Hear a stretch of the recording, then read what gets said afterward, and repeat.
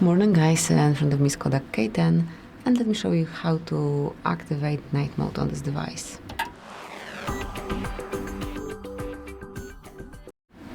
So at first, let's open the settings. Then find and select display, and here you'll notice dark dim. And now you can smoothly activate it by using this indicator. As you can see, it is active, then you can switch it off the same way, just by tapping.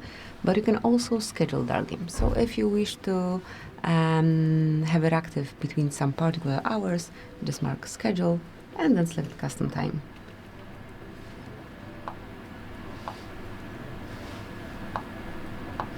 Now just choose the hours between which it should be active. As you can see, there's also some default setup from sunset to sunrise, so just do it however you like. This is it. Thank you for watching.